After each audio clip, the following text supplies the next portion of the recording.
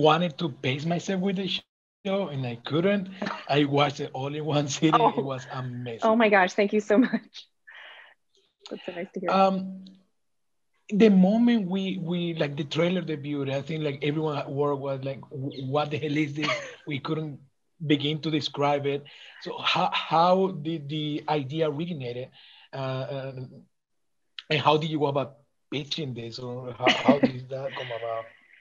Um, so the idea was, I mean, it is a combination of so many things that I love, but the thematically, the idea from it came from my experiences when I was in high school, because I really was interested in so many different things, but I thought that, like I grew up in an environment that was kind of academically competitive, and I thought that I had to kind of pursue something more serious, I guess, as a career path. So when I was a teenager and I went into high school, with all these with different like AP classes and stuff lined up, I had a scheduling issue and I wound up in show choir unexpectedly, and that was and while I loved music and musicals, I was really intimidated by the idea of performing. And so suddenly I was in an environment that was like very much like Glee, where it was, sparkly dresses, singing, dancing. And I felt really out of my element. But then I ended up falling in love with it over the course of that year, despite my initial discomfort. And that whole experience led me to really pursue the arts. Like before I thought that I had to do something so much more serious, but then after this experience, I kept, I kept doing choir. I kept learning about music, and eventually it led me to pursue animation, because I just really felt like I must do something creative. This is kind of like it was finding my family or my tribe. And so I wanted to tell the story of a character who only knew one way of living, or thought that there was only one way to do something, who wound up, somewhere in the opposite end of the spectrum of where she, anything that she could imagine. And to show how that could change a character fundamentally, and show that there's legitimacy to all these things that are outside of, like what she thought to be the only way of existing. Right, and then how do you? Because the style of the show, just the visual style, is so unique and Yeah. and it gives it such a specific vibe. What were Yes. some of the influences in terms of the visuals and the animation styles for the show? Yeah. So for the visuals, we knew it's we almost wanted it to be like a character from an entirely different show winding up at, like, from one show winding up in a different show. So we knew that visually, these two different places should look and feel distinct. So we ended up, working with two entirely different animation studios. So we worked with Mercury Filmworks, who's done Hilda and the Mickey Mouse shorts, and a lot of other projects to do the, like, kind of more squashy, stretchy Centaurworld side of things. And then we worked with Red Dog Culture House, which is a Korean studio that to do more of the action, the action kinds of sides of things. So where Horse came from, we had a different Mm. studio handling that. And the kind of fun thing was that as we progressed through the project, these studios had to sometimes kind of do some things from the other style. So, it was a really fun collaboration, and just sort of a melding creatively. But in terms of developing the visual style, for the Centaurworld side, it was really kind of, a lot of it was based on sketchbook drawings and things like that. Like I love drawing with marker and ink, and we wanted it to kind of have that almost like a bit of a sketchier feel to it. And for Horse's World to feel more angular and a little bit Mm. more tactile, I guess. And I think, And then what? oh, Sorry, sorry, sorry. I think earlier you asked how does one pitch the show as well, and just Hmm. to go back to that, yeah, like, because it is it's hard to describe. There's so many things going on in it. There's and so many influences. For pitching it, I just kind of had to work on making an example of what an episode would look like. So ended up working with a couple of artists and doing a storyboard, and I wrote the first 4 songs so basically I had the first episode storyboarded out, and then I had like early demos. So basically when I would just be pitching it and doing all the voices for a storyboard and showing the panels. And then if we'd get to a song, I'd press play on my iPhone and have like some piano tracks and just have to sing all the parts. And so just pitching through that first episode was kind of how I pitched it. And then you mentioned the music. So how Yes. did that come about? At what point did that become a part of the show? It was always supposed to be a part of it. I knew I really I'm very passionate about musical theater. I love musicals, and there's such a rich tradition of animated musicals, but they've conventionally been feature films. And I really wanted to do a series that was a musical, but in a very very committed way, where each episode would have at least 3 songs, and that those songs would have to be narrative or a part of the story. And so from the beginning, I wanted it to be a musical, but that meant that for myself and my co-EP, Dominic Bizignano, who also wrote a lot of the songs, we would be there in the writer's room, and just so we could also be, just so the songs weren't just sort of slotted in, but so we were there, help as the story goes along. We knew we were gonna make sure that the songs fit in narratively, and that we knew these characters inside and out, so that we could write them and they wouldn't feel like just songs that were happening for the sake of having songs. Yeah, because you mentioned sort of the history of animated musicals, and I found it really interesting that this feels more like Broadway-like, like where a lot of like animated musicals, at least in TV, they're more like for the joke of it, or they're like short songs, just for like the moment. But here, like it's a full-on musical, and even to the casting. How was that like? How important was that for you to have like proper Broadway trained actors in the show? Yeah, we definitely knew that every one of our cast members would have to sing because of just the sheer volume of music. And we didn't set out thinking that it was only going to be Broadway people, but we ended up getting a lot of amazing Broadway talent. I think a lot of theater actors just do make great voice actors as well, because I think a lot of singers can just do a lot of things with they have such vocal control, and then they also have this tradition of just being good actors and having to do that on stage. So it translates really well when it comes to voice acting and character acting. So yeah, like when we were setting out to do this, we knew because a lot of the songs were going to have like this sort of general musical theater Broadway vibe that you're talking about, that it was going to, like as we kept we're kind of looking at actors, it ended up being the direction we sort of generally went in, because they were able to do so much with the material. And then even I love that episode. I think it's episode 7 is has the like so many references to like cats, Hamilton. How can you talk about like sort of inserting those references to the show, and specifically like to a show that aimed at younger audiences that may not be as familiar with that, and how that balance was like?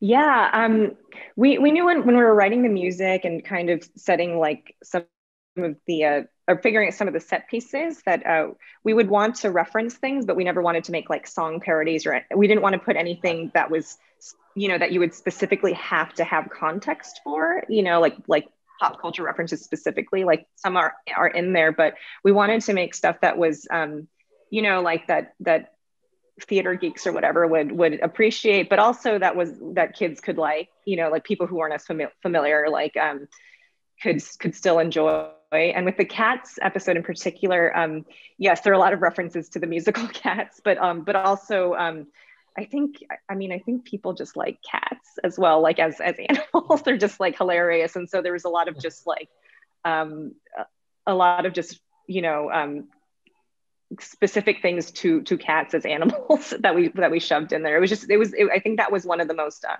one of the episodes that both the cast and crew really had a lot of fun Right. playing with.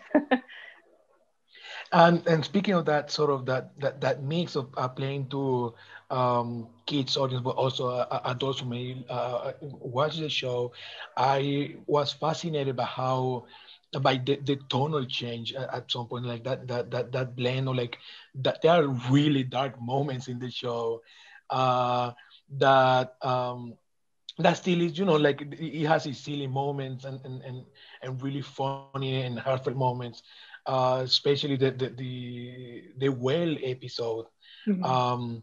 How was that conversation like when you were writing and making that episode, in terms of like, okay, how do we, what is too dark, Right. basically?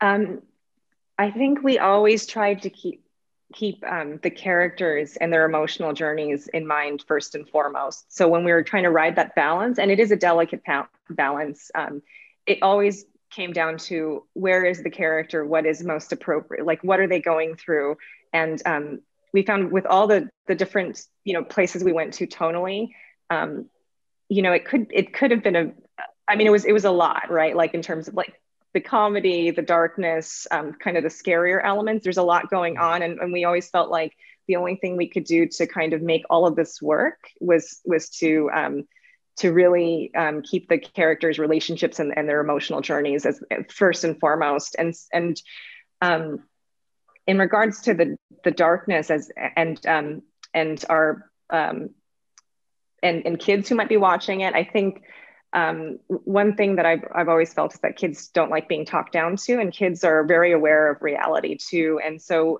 we wanted to make something that had some, more challenging themes in it, but with keeping in mind that kids go through tough things too, and kids are very emotionally complex, and so we wanted something that they could really have, go through all these ups and downs with these characters. Something I adore about the show is like just how many different creatures you have, and playing with the concept of what a centaur is.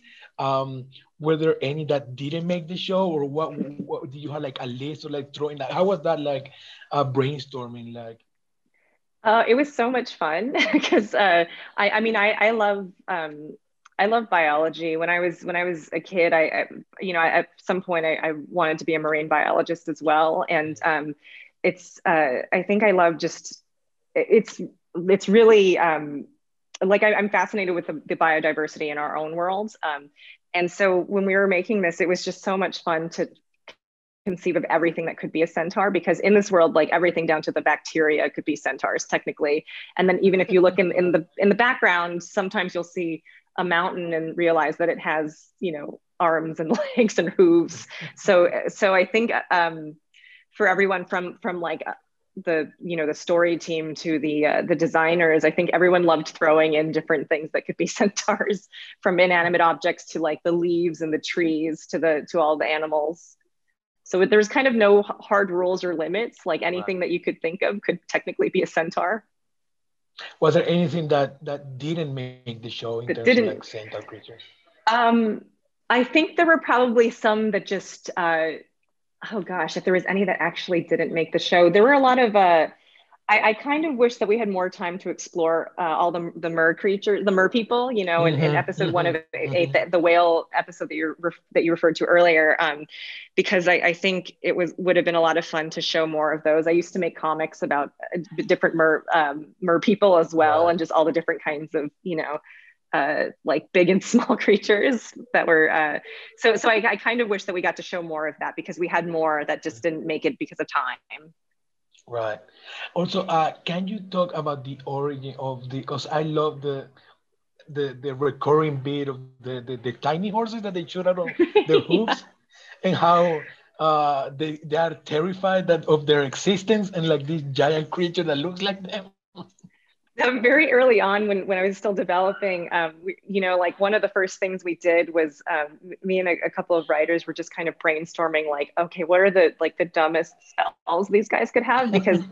Because I think one of the things we wanted to do with the magic was to show that a lot of the centaurs didn't use them for anything purposeful. It was just for things that like, why would this exist? And a writer, my friend Hannah Friedman, as we were coming up with the names, things like handsome for 8 seconds, just these really names of all these spells. I think she pitched one of them as being, I can shoot tiny versions of myself from my hoofs.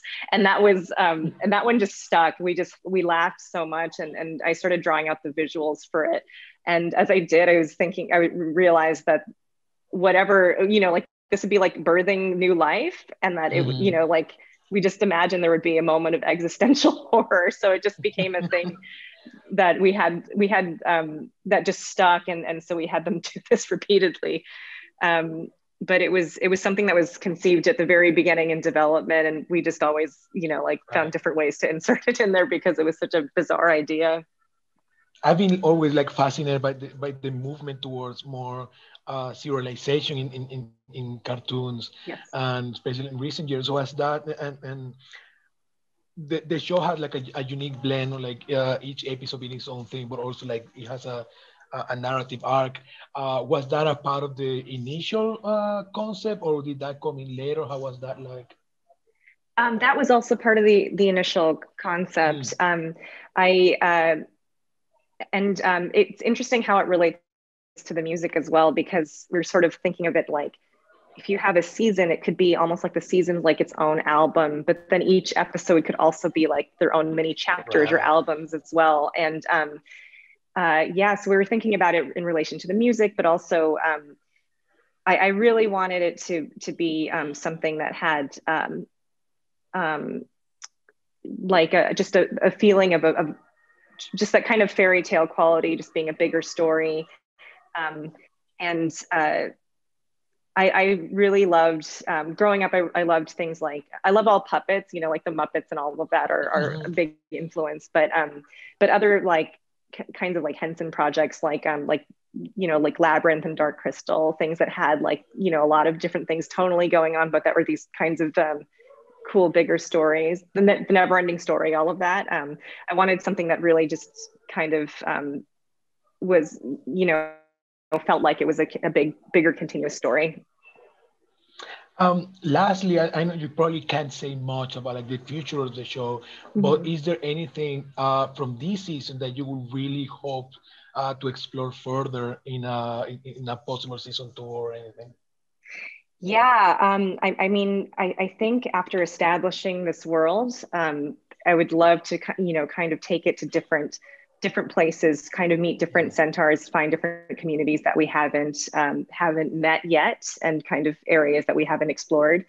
But also, I really want to show more of the lore and the backstory, or what, like we've alluded to a lot of like what's been going on here, why there's so much darkness in addition to all the absurdity of the show.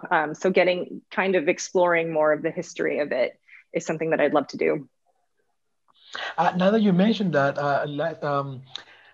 you mentioned like the big like fantasy movie that sort of inspired you. But how was when you went to actually writing that lore, and how did you guys find the balance in how much to tease of these larger history, or even like the mystery of it all, without it overtaking the individual episode storylines? Yeah, that's a great question, because there was a lot to balance with it. And yeah, I did write a lot of the history and the lore first, and it was kind of going in and kind of making sure that it didn't overtake too much of the story. It was always tricky, kind of calibrating that part of it, because there's so many questions to be answered. But really, at the heart of it, we're following horse through this journey, and we always had to keep in mind this is from her lens, and her journey emotionally is the most important thing. So that's kind of how we knew when to like lift out stuff that got too much into the history, because it's always about her and where she's at, her search for Ryder. So I think prioritizing the emotional arc was always most important for us. Well, Megan, it's been a pleasure talking to you. Thank you so much, and huge congratulations on the show. Thank you. Thank you so much.